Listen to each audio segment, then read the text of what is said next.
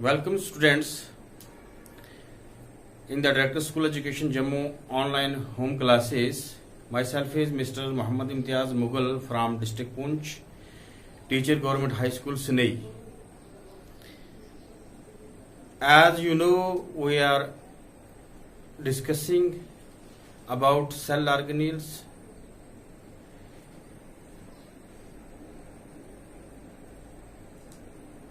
कल हमने पढ़ा था cell organelle, Golgi bodies, it's structure and function. तो बच्चों, गोल्जी बॉडीज जो हैं ये न्यूक्लियस के इर्द गिर्द में होती हैं और इनके स्ट्रक्चर में हमने पढ़ा था वेसिकल्स, सिस्टर्ने और वैक्यूल्स होते हैं और इसके दो फेस होते हैं, सिस फेस और ट्रांस फेस। सिस फेस जो है वो न्यूक्लियस की तरफ होता है, ट्रांस फेस जो है वो सेल मेम्ब्रेन की तरफ होता है। और कैमिलो गोल्गी ने जो है गोल्जी बॉडीज को डिस्कवर किया था। तो एक्चुअली एक आपको मैं सुनाता हूं, एक चुटकुला आपको सुनाता हूं कि एक केमिस्ट्री के सर थे, केमिस्ट्री के टीचर थे। तो उन्होंने एक बार बच्चों को कहा कि बच्चों आओ आज हम केमिस्ट्री पढ़ें। तो उन केमिस्ट्री के सर का जो नाम था वो था चोपड़ा सर। तो चोपड़ा सर का नाम जो पढ़ता था CHOPRA। तो बच्चों ने जब वो नेम प्लेट पढ़ी तो बच्चे गए उनके पास। पहले दिन जब बच्चे गए उनके पास, फर्स्ट डे की बात करता हूं, तो कहा चोपड़ा साहब आओ हमें केमिस्ट्री पढ़ाओ। लेकिन चोपड़ा साहब ने बच्चों को कहा बच्चों ये केमिस्ट्री नहीं है, ये केमिस्ट्री है। तो दूसरे दिन बच्चे गए, चोपड़ा साहब केमिस्ट्री पढ़ाओ। तो ये जो आपको मैं सुना रहा हूँ चुटकुला, वो इसलिए सुना रहा हूँ कि साइंस के अंदर आपको प्रोनाउंसिएशन की जो बड़ा ख्याल रखना पड़ेगा, क्योंकि इसमें डिफरेंट लैंग्वेजेस से वर्ड्स आते हैं, इटालियन, लैटिनी, जर्मन, अमेरिकन। तो उस लिहाज से इनके अंदर जो वर्ड्स आते हैं उसकी प्रोनाउंसिएशन हमारे यहाँ इंडिया में बहुत कम इस्तेमाल होता है, जब तक हम डिक्शनरी का इस्तेमाल नहीं करेंगे। तो कैमिलो गोल्गी अगर हम कहते हैं तो इधर तो हम कहते हैं गोल्जी बॉडीज या गोल्जी अपरेटस। तो इसी तरीके से गॉड नोज बेटर कि अगर वो कैमिलो गोल्गी था तो यहां पर गोल्गी बॉडी क्यों नहीं हुई, गोल्जी अपरेटस या गोल्जी बॉडी क्यों, इसको हम पढ़ते हैं। तो इस किस्म की प्रोनाउंसिएशन साइंस में आपको ध्यान रखना पड़ती है। अलबत्ता pronunciation is something else. Science need perfection and correction. Science के अंदर कोई ऐसे नहीं है, कोई लेटर नहीं है, कोई एप्लीकेशन नहीं है कि आपका कोई एक पार्ट छूट जाएगा तो आप उसके मार्क्स कम कर लेंगे। साइंस के अंदर एक पार्ट के छूटने का मतलब है आपका सारा कंसेप्ट गलत हो गया। तो कंसेप्ट ठीक होना चाहिए, स्पेलिंग ठीक होने चाहिए आपके, और प्रोनाउंसिएशन के लिए आप डिक्शनरी का इस्तेमाल भी आप करें साथ साथ में। खास करके मैं बायोलॉजी सब्जेक्ट के बारे में या साइंस का कोई भी सब्जेक्ट है, कोई भी ब्रांच है, उसके अंदर जो टर्मिनोलॉजी इस्तेमाल होती है उसका आप खास ख्याल रखेंगे। उसको डिक्शनरी के अंदर आप देखिए कि इसकी साउंड जो है वो कैसी होगी, प्रोनाउंसिएशन इसकी कैसी होगी, इसको कैसे पढ़ना है, इस चीज का आप ख्याल रखेंगे। तो डियर स्टूडेंट्स, मेरा आज का जो टॉपिक है वो सेल ऑर्गेनेल जो है, second largest cell organelle of animal cell जिसको हम कहते हैं, वो है माइटोकॉन्ड्रिया। माइटोकॉन्ड्रिया सेल ऑर्गेनेल हम बहुत सारे पढ़ रहे हैं और उसमें माइटोकॉन्ड्रिया भी है, गोल्जी बॉडीज भी हैं, लाइसोसोम्स भी हैं, देन वैक्यूल्स भी हैं, न्यूक्लियस है, न्यूक्लियर मेम्ब्रेन है, न्यूक्लियोलस है, तो क्लोरोप्लास्ट है। इस लिहाज से 1 बाय 1 जो है हम सेल ऑर्गेनेल्स के बारे में जो है वो स्टडी करने की कोशिश कर रहे हैं। तो आज का टॉपिक है हमारा mitochondria, the power house of the cell.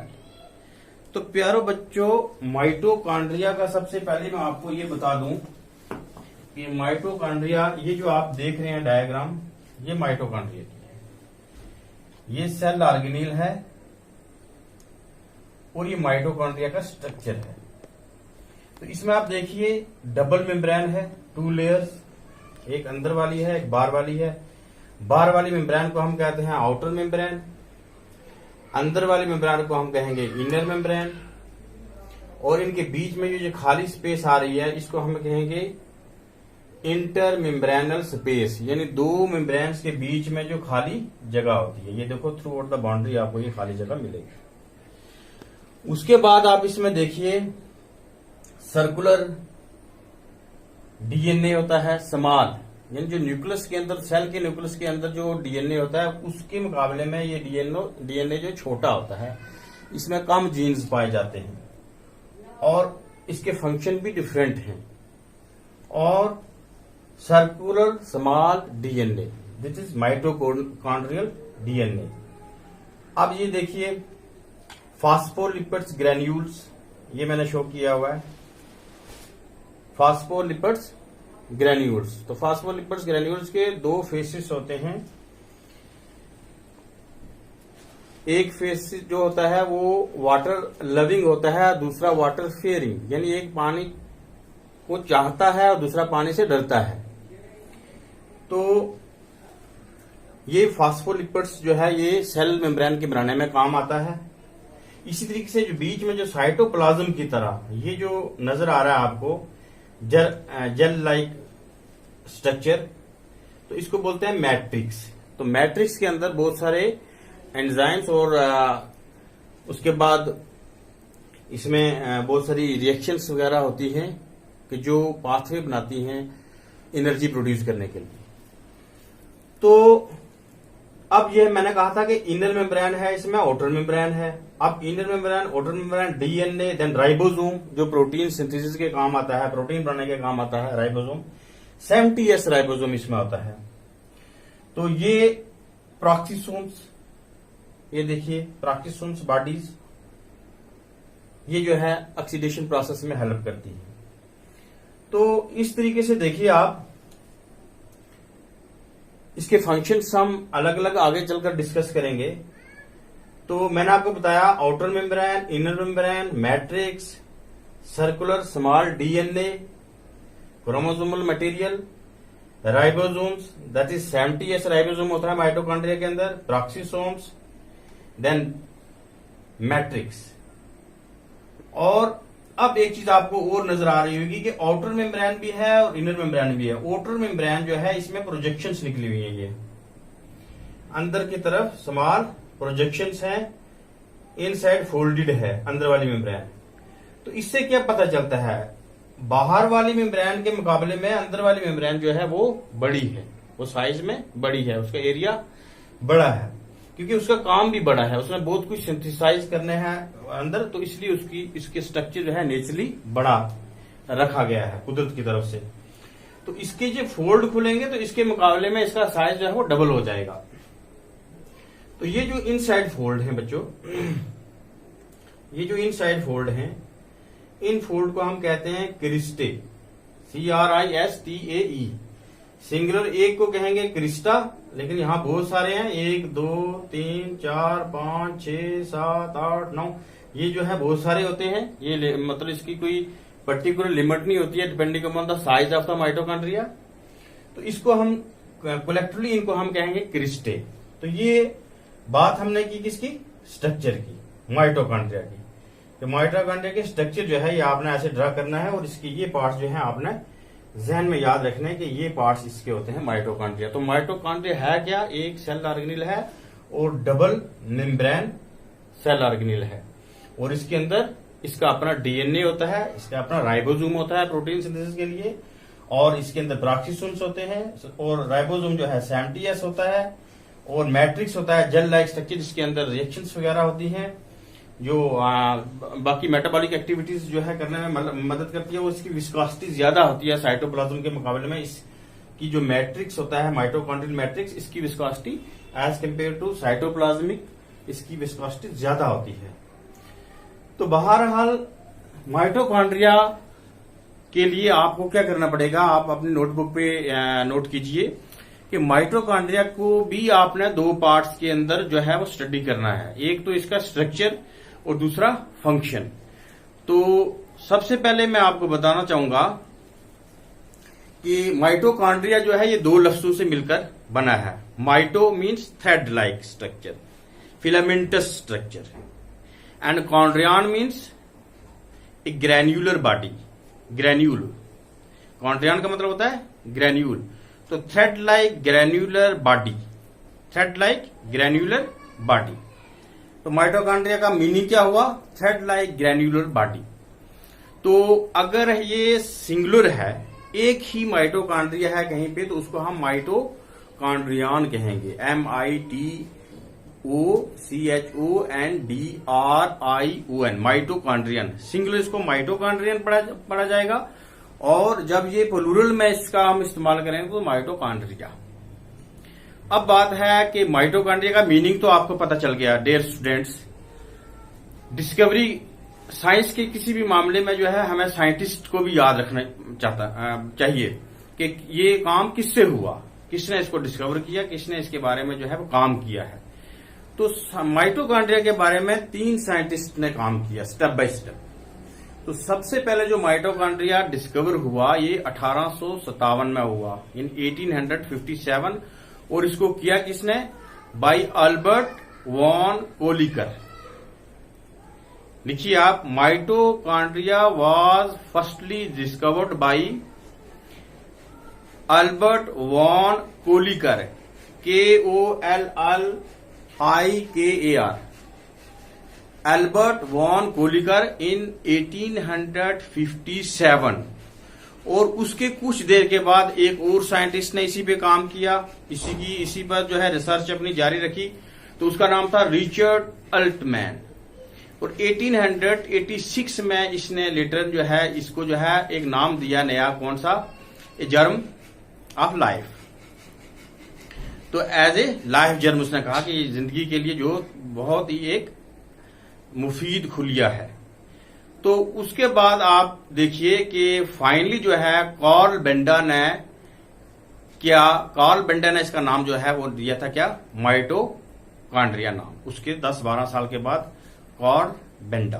तो 3 साइंटिस्ट हो गए इसके, कौन कौन से, अल्बर्ट वॉन कोलिकर 1857, लेटर जो है वो रिचर्ड अल्टमैन ने 1886, और उसके 10-12 साल के बाद जो है कार्ल बेंडा ने इसको जो है नाम दिया माइटोकॉन्ड्रिया। ये थ्रेड लाइक स्ट्रक्चर है, थ्रेड लाइक ग्रैन्युलर स्ट्रक्चर है। तो 3 साइंटिस्ट ने अलग अलग इसका जो है वो काम किया है। तो दूसरा पॉइंट आप ये याद रखेंगे कि हर each mitochondria is covered by 2 membrane. जैसे मैंने आपको बताया, आउटर मेम्ब्रेन है, इनर मेम्ब्रेन। तीसरा पॉइंट आप इसका याद रखेंगे कि आउटर मेम्ब्रेन इज पोरस, यानी आउटर मेम्ब्रेन कहीं से फोल्ड नहीं है, आउटर मेम्ब्रेन इज पोरस, यानी बिल्कुल सेल मेम्ब्रेन की तरह स्मूथ ही जा रही है, सीधी। और inner layer is deeply folded. Number 4 जो है आप नोट करेंगे, inner layer is deeply folded, folds are called as cristae. ये इनर लेयर जो है is deeply folded and these folds are known as cristae, these folds are known as cristae. Number 5 आप याद रखेंगे, surface area of inner membrane is greater than the surface area of the outer membrane. ये point आप note कीजिए साथ में कि surface area of inner membrane, अंदर वाले मेम्ब्रेन का सरफेस एरिया जो है वो बाहर वाले मेम्ब्रेन के सरफेस एरिया से ज्यादा है। तो क्या लिखेंगे आप, the surface area of inner membrane is greater than the surface area of outer membrane. फिर आप ये पॉइंट लिख सकते हैं कि in between the two membranes that is outer membranes and inner membrane there is a space known as intermembranal space. There is a space which is known as intermembranal space. उसके बाद बच्चों आप देखेंगे हम कि इसके अंदर जो और क्या चीज है, they have their own DNA and ribosomes. They have their own DNA and ribosomes. इसके अंदर डीएनए इसका अपना है, जो जेनेटिक मटेरियल जो है वो डॉटर सेल माइटोकॉन्ड्रिया के अंदर जो है वो ट्रांसफर करता है और बाकी प्रोटीन सिंथेसिस वगैरह में जो हेल्प करता है, इसका अपना डीएनए है। इसका अपना डीएनए होता है और अपनी राइबोसोम्स भी हैं इसके अंदर, जो राइबोसोम क्या करती हैं, प्रोटीन सिंथेसिस के काम, यानी सेल्फ प्रोटीन सिंथेसिस ये करता है। तो राइबोसोम्स आप रखिए इसमें कि ribosomes helps in self protein synthesis of mitochondria. उसके बाद आप ये नोट करेंगे कि the mitochondria is the second largest cell organelles in the animal cell. तो in the cell, in chloroplast, अगर हम प्लांट सेल की बात करें तो वहां क्लोरोप्लास्ट एक बड़ा सेल ऑर्गेनील होता है। उसके बाद जो है प्लांट्स में सेकंड सेल ऑर्गेनील जो बड़ा है वो क्या है, इसका माइटोकॉन्ड्रिया। लेकिन एनिमल सेल के अंदर ये फर्स्ट लार्ज सेल ऑर्गेनील हम इसको बोल सकते हैं। एनिमल सेल के अंदर क्लोरोप्लास्ट नहीं होता है, तो इसलिए इसको सबसे बड़ा सेल ऑर्गेनील भी हम कह सकते हैं, क्योंकि जिसके अंदर अपना एक सिस्टम है, पूरा सेल की तरह एक अपना एक इसके अंदर सिस्टम होता है। उसके बाद आप बात बच्चों आप पॉइंट नोट करेंगे कि इसके कुछ काफी नाम हैं, जैसे power house of the cell is common है। हम अक्सर ब्लैंक्स में हम भरते हैं mitochondria is known as dash the power house of the cell. क्यों, ये आपको हम डिस्कस करेंगे बाद में। इसलिए कि ये एनर्जी प्रोड्यूस करता है, इसको हम power house of the cell इसलिए कहते हैं। तो अब माइटोकॉन्ड्रिया के मुख्तलिफ नाम हैं, जैसे माइटोकॉन्ड्रिया को हम ये भी कहते हैं कि it is a ATP mills, यानी एडिनोसिन ट्राइफॉस्फेट, जो एनर्जी मॉलिक्यूल्स बनते हैं इसके अंदर, उसकी ये मिल है, उसकी एक मिल है। तो उसके बाद इसका दूसरा नाम आ गया power house of the cell, और उसके बाद इसको हम कहते हैं cell within a cell, यानी सेल के अंदर ये एक और सेल है। सेल के अंदर ये अपना एक सेल की हैसियत जो है वो रखता है, क्योंकि माइटोकॉन्ड्रिया की जो एंट्री हुई थी यूकैरियोट सेल के अंदर, तो यूकैरियोट सेल के अंदर ये फैगोसाइटोसिस प्रोसेस के जरिए से इनगुल्फ किया गया था प्रोकैरियोट सेल से। तो प्रोकैरियोट सेल के अंदर मीजोसोम्स होती थी, जो उस वक्त राइबोसोम सिंथेसिस में काम करती थी। तो उसके बाद ये यूकैरियोटिक सेल के अंदर जो है इसको वहां से लिया गया कुदरती तौर पर। जब यूकैरियोटिक सेल के अंदर आया तो ये उसके अंदर अपना एक इसका साइज भी बड़ा था, और क्योंकि यूकैरियोटिक सेल के प्रोकैरियोट सेल में माइटोकॉन्ड्रिया का साइज कम था, लेकिन यूकैरियोट सेल के अंदर माइटोकॉन्ड्रिया का सेल जो है वो बड़ा हो गया, लार्ज हो गया। वो इसलिए कि यूकैरियोट सेल का अपना एक दायरा बहुत बड़ा होता है, न्यूक्लियस के इर्द गिर्द बहुत सारे सेल ऑर्गेनील्स होते हैं, और अब बड़े सेल ऑर्गेनील के लिए यूकैरियोट सेल के लिए जो एनर्जी भी ज्यादा चाहिए होती है, जितनी ज्यादा बॉडी होती है उतनी ज्यादा एनर्जी चाहिए होती है। तो यहां आकर इसने दायरा अपना वसी किया और अपना काम भी जो है वो ज्यादा तेजी से करना शुरू किया, प्रोकैरियोट सेल से आकर किसमें, यूकैरियोट सेल में आकर। तो इसलिए इसको हम कहते हैं क्या, cell within a cell. उसके बाद इसको हम कहते हैं सेमी ऑटोनोमस ऑर्गेनील, यानी कि सारे काम खुद नहीं कर सकता है, कुछ काम के लिए इसको न्यूक्लियस का सहारा भी लेना पड़ता है। तो ऑटोनोमस है, ये खुद अपने अंदर पावर है इसके अंदर डिवीजन की, रिप्रोडक्शन की और प्रोटीन सिंथेसिस की, जेनेटिक मटेरियल ट्रांसफर करने की, लेकिन सेमी ऑटोनोमस है। फिर भी कुछ काम के लिए इसको जो है हेरिडिटी कैरेक्टर जो है वो कहां से लाना पड़ते हैं, न्यूक्लियस के अंदर से, जो न्यूक्लिक मटेरियल होता है वहां से लाना पड़ते हैं। तो इसलिए हम सेमी ऑटोनोमस ऑर्गेनील भी कहते हैं। तो इसलिए बच्चे राइबोसोम जो है वो 70 राइबोसोम होती है इसके अंदर, क्योंकि ये वही प्रोकैरियोट सेल से, जब प्रोकैरियोट सेल में माइटोकॉन्ड्रिया मौजूद था तो उसके अंदर भी राइबोसोम जो थी वो 70S ही थी। तो आज भी इसके अंदर 70S राइबोसोम है। उसके बाद इसके अंदर प्रोक्सिसोम और डीएनए ये जो पाया जाता है। तो अब है कि माइटोकॉन्ड्रिया किस सेल में कितने होते हैं, ये डिपेंड करता है बच्चों कि कंडीशन ऑफ द वर्क। अब क्योंकि एनर्जी प्रोड्यूसिंग सेल ऑर्गेनेल है, ये एनर्जी पैदा करता है बॉडी के अंदर, तो सेल के अंदर। तो उस लिहाज से हम कोई आदमी कितना सख्त काम करता है, कोई आदमी कितना सख्त काम करता है, उसके लिहाज से उसकी जो है वो बढ़ते भी हैं, या कौन सा ऑर्गन जो है वो तेजी से काम करता है, उसकी वर्किंग कंडीशन फास्ट है, तो उस लिहाज से माइटोकॉन्ड्रिया जो है वो सेल के अंदर उसकी तादाद भी ज्यादा या कम होती है। अगर हम बात कर रहे हैं लीवर सेल की, तो लीवर सेल के अंदर 1000 से लेकर 1600 तक माइटोकॉन्ड्रिया जो है वो मौजूद होते हैं। तो इस पूरी यूनिट्स को हम जब एक से ज्यादा या हजारों में माइटोकॉन्ड्रिया जब कभी पाए जाते हैं तो इसको एक पर्टिकुलर नाम दिया जाता है, दैट इज कॉन्ड्रियोसोम्स।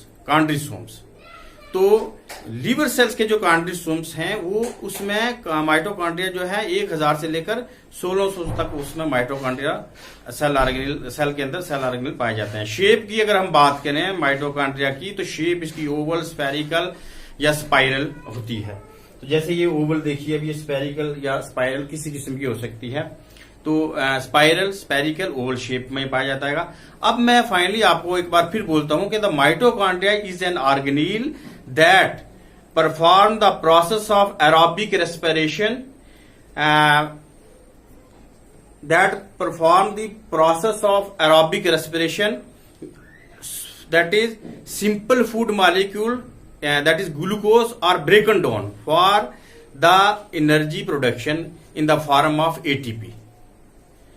तो अब यूकैरियोट्स में एटीपी जो है 36 से लेकर 38 एटीपी मॉलिक्यूल जो है प्रोड्यूस होते हैं जब ग्लूकोज ब्रेक डाउन होता है।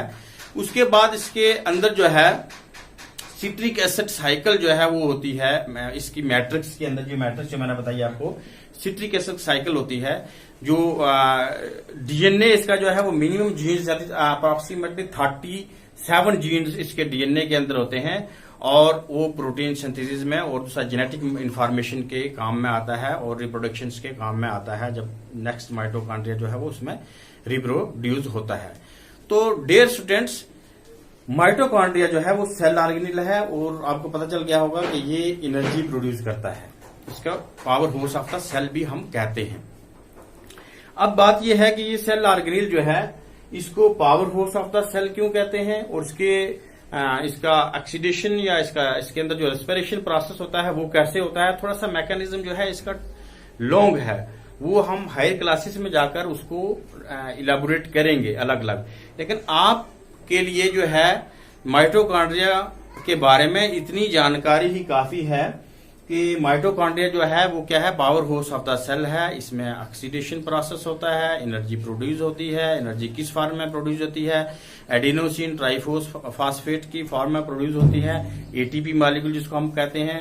तो इसमें डीएनए जो है वो उसकी इस प्रोसेस में हेल्प करता है। राइबोसोम ये इसके अंदर होती है, खुद प्रोटीन सिंथेसिस होती है।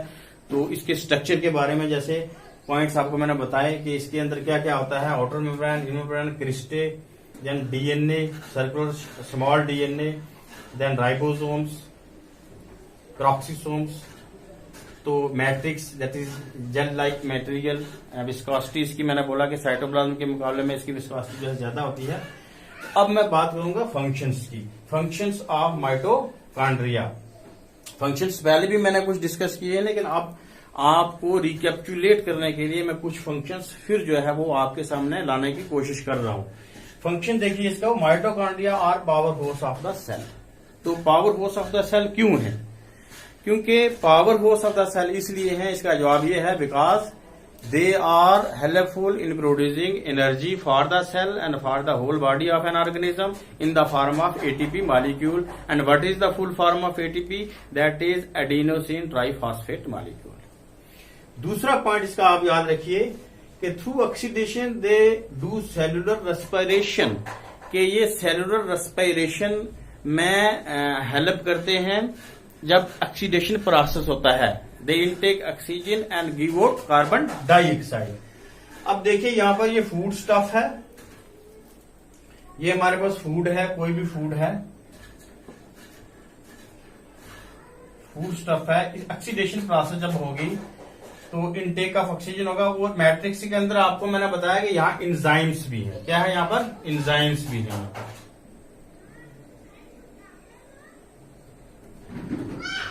तो कार्बन डाइऑक्साइड और प्लस वाटर जो है ये इससे इसका प्रोडक्ट बनेगा। तो इससे जब ये रिएक्शन इसके अंदर होगी ऑक्सीडेशन वाली, सेलुलर रेस्पिरेशन जब होगी, जब ये रिएक्शन इसके अंदर होगी, आप देखिए यहां पर कि कार्बन डाइऑक्साइड और वाटर यहां बन रहा है, तो इससे क्या होगा, energy is release during oxidation. ये जब ऑक्सीडेशन प्रोसेस होता है इसके अंदर, तो उस वक्त एनर्जी रिलीज होती है। एनर्जी क्या होती है, रिलीज होती है। Energy is release during oxidation. समझ आ गई? ये प्रोसेस जब होगा सेलुलर रेस्पिरेशन का, उस वक्त क्या होगा कि यहां पर एनर्जी रिलीज होगी। एनर्जी जो ये रिलीज होती है use to form ATP molecule, adenosine triphosphate molecule उन्होंने में कहा। अब ATP is utilized by the cell for energy. अब सेल को चूंकि एनर्जी चाहिए, सेल जो है एक ऐसे डेड ऑर्गेनिल नहीं, डेड चीज नहीं होती है, बल्कि सेल को बड़ी फास्ट एक्टिविटीज करना पड़ती हैं डेली। तो तब जाकर हमें जिंदगी के जो है वो हसीन लम्हे जो है वो मिलते हैं बैठने के, आराम करने के। तो सेल जो है वो काम करता है, और सेल को काम करने के लिए एनर्जी चाहिए होती है, और उसको एनर्जी कौन दे रहा है, माइटोकॉन्ड्रिया दे रहा है। तो माइटोकॉन्ड्रिया कैसे दे रहा है, सेलुलर रेस्पिरेशन जब होती है, सेलुलर रेस्पिरेशन जब होगी, उस वक्त क्या होगा कि एनर्जी रिलीज होती है, और एनर्जी रिलीज होती है एटीपी फॉर्म में, और ये एटीपी एनर्जी जो है वो यूज होती है किससे, by cell. ATP is utilized by the cell for energy. आगे देखिए, एनर्जी इज रिक्वायर्ड मैकेनिक। ये एनर्जी जो है किसके लिए चाहिए होती है, ये भी है कि एनर्जी क्यों चाहिए सेल के लिए। Energy is required for mechanical work and making chemicals. क्योंकि mechanical work by protein synthesis होनी है, कोई चीज जो है भेजनी है, सेल के बाहर भेजनी है, सेल से अंदर लानी है कोई चीज, तो ये परमिएबल मेम्ब्रेन है जो है सेल मेम्ब्रेन, तो इससे आना जाना तो लगा रहता है। लेकिन इन चीजों को जो है वो भेजने में, लाने में, किसी सेल ऑर्गेनिल की कमी पूरी करने में, बॉडी की किसी कमी को पूरी करने में, हमारी किसी बीमारी को दूर करने में, ये एक प्रोसेस कंटिन्यू सेल को करना पड़ता है। तो सेल के अंदर जब ये माइटोकॉन्ड्रियल डीएनए वगैरह इस चीज की जो इसकी पैटर्न जो है इसका अगर गलत हो जाएगा, तो उसका ये असर पड़ेगा कि उससे हमें बहुत सारी दिमागी या जिस्मानी बीमारियां जो है वो लग सकती हैं। तो इसलिए कितना एक बड़ा क्रिटिकल सिचुएशन से माइटोकॉन्ड्रिया जो है वो काम करता रहता है, जिससे एक हेल्दी इंसान हमें देखने को मिलता है। तो एनर्जी इज रिक्वायर्ड फॉर, आप नोट कीजिए, energy is required for mechanical work and chemical and making chemicals. और दूसरे जो केमिकल्स हैं किसी मेटाबॉलिक रिएक्शंस के लिए, उसके पैदा करने के लिए, उसके बनाने के लिए जी यही एनर्जी एटीपी जो है यूज होती है। ये इसका फंक्शन मैं आपको बता रहा हूं। फिर क्या है, it provide energy to the cell, maintain cellular metabolism and regulate cell survival and death. जब सेल को ये एनर्जी प्रोवाइड करता है mitochondria in the form of ATP, तो एटीपी जब बनता है वो एक मैकेनिज्म है, वो एक पाथवे बनता है, डीएनए उसमें काम करता है, या राइबोसोम उसमें काम करते हैं, फॉस्फोलिपिड्स वगैरह सारे। तो एक प्रोसेस है, वो प्रोसेस में आपको अलग से जब इसकी डिटेल कैसे एटीपी मॉलिक्यूल जो बनते हैं वो प्रोसेस हम अलग से डिस्कस करेंगे। लेकिन एटीपी मॉलिक्यूल जो है वो बनते हैं, एनर्जी की जो है एक किस्म होती है माइटोकॉन्ड्रिया के अंदर। तो ये सेल को जाकर उसकी जिंदगी को रेगुलेट करते हैं। और जब ये नहीं अगर माइटोकॉन्ड्रिया के अंदर एटीपी मॉलिक्यूल बनेंगे, तो सेल जो है वो क्या हो जाएगा, काम करना छोड़ देगा, इनएक्टिव हो जाएगा। तो क्या हुआ, provide energy to the cell, function इसका बता रहा हूं, maintain cellular metabolism and regulate cell survival and death. उसके बाद आप बच्चों पॉइंट नोट करें कि it convert food molecule into adenosine triphosphate. जो फूड मॉलिक्यूल्स होते हैं सेल के अंदर, उनको ये कन्वर्ट करता है किसमें, adenosine triphosphate, that is ATP, short form में एटीपी मॉलिक्यूल। उसके बाद देखिए पेरोक्सीसोम्स, इसके अंदर मैंने बताया था आपको, पेरोक्सीसोम्स और ऑक्सीडेटिव एंजाइम्स क्योंकि प्राक्सिसोम जो है माइटोकॉन्ड्रिया प्लांट सेल के अंदर भी है, एनिमल सेल के अंदर भी है, लेकिन प्राक्सिसोम का काम प्लांट सेल के अंदर अलग होगा और एनिमल सेल के अंदर होगा। प्लांट सेल की अगर हम बात करें तो उसमें क्या है, प्राक्सिसोम्स और oxidative enzymes convert fatty acid into sugar in plant cell. लेकिन एनिमल सेल में क्या करते हैं, peroxisomes protected cell from its own production of toxic hydrogen peroxide. जब टॉक्सिक हाइड्रोजन परऑक्साइड सेल के अंदर बनता है, उसके बनने को रोकने के लिए काम आता है प्रॉक्सिसोम, जो माइटोकॉन्ड्रिया के अंदर पाया जाता है। अब देखिए फॉस्फोलिपिड्स, जिसको मैंने यहां पर इंडिकेट किया है, फॉस्फोलिपिड्स ये भी होते हैं इसमें। Phospholipids consist of two sides, water loving and water fearing. तो वाटर फेयरिंग हो गया हाइड्रोफोबिक। फॉस्फोलिपिड्स के दो फेसिस होते हैं, एक हो गया वाटर फेयरिंग, जैसे वाटर हाइड्रोफोबिक जो पानी से नफरत करता है, और दूसरा जो इसका किनारा हो गया वो हो गया क्या हो गया, हाइड्रोफिलिक, वाटर लिविंग। तो एक जो है पानी की तरफ रहता है ताकि पानी उसको अच्छा लगता है, दूसरा पानी की तरफ नहीं होता है, वो बाहर सेल मेम्ब्रेन की तरफ जो है मुड़ा हुआ रहता है। तो डियर स्टूडेंट्स, उम्मीद है कि आपको माइटोकॉन्ड्रिया के बारे में मुकम्मल जानकारी आज मिल चुकी होगी। और माइटोकॉन्ड्रिया जो है एक बड़ा इंपॉर्टेंट सेल ऑर्गेनील है, और इसके बारे में आपको 8th क्लास से लेकर हायर क्लासेस तक जो है वो क्वेश्चन आते हैं। और माइटोकॉन्ड्रिया के क्वेश्चन के 2 पार्ट्स आप याद रखिएगा, 2 हिस्सों में इसके जो है वो इसके आंसर आपने देना है, स्ट्रक्चर और फंक्शन। और स्ट्रक्चर पहले आपने डिस्क्राइब करना है कि स्ट्रक्चर कैसा होता है, कहाँ होता है, इसका शेप कैसी होती है, और इसके अंदर क्या क्या दूसरे इसके हिस्से होते हैं। स्ट्रक्चर के बाद जो है आपने क्या करना है कि इसके फंक्शन याद रखने हैं। इसका जो है वो डिस्कवरर जो है वो कौन साइंटिस्ट है जिनने इस पे काम किया माइटोकॉन्ड्रिया पे, ये आपने याद रखना है। और इस स्ट्रक्चर को आपने बनाने की कोशिश करनी है। जब ये स्ट्रक्चर आपका बन जाएगा, आप अच्छी तरीके से खुद इस स्ट्रक्चर को बनाने के काबिल हो जाओगे और उसको लेबल भी करने के काबिल हो जाओगे, तो कुछ चीजें यहीं से आपको डिस्क्राइब करना आसान हो जाएंगी। तो इसके साथ के हम सब डॉक्टर स्कूल एजुकेशन जम्मू के बड़े ही शुक्रगुजार हैं कि उन्होंने इस कोरोना वायरस वबा के दौरान जो है वो हमारी क्लासेस को जारी रखा और बच्चों को लगातार जो है इसका फायदा मिल रहा है। मैं आप सबसे इजाजत चाहूंगा अगले सेल ऑर्गेनील के स्ट्रक्चर और फंक्शन तक। आप सबका बहुत बहुत शुक्रिया। जय हिंद।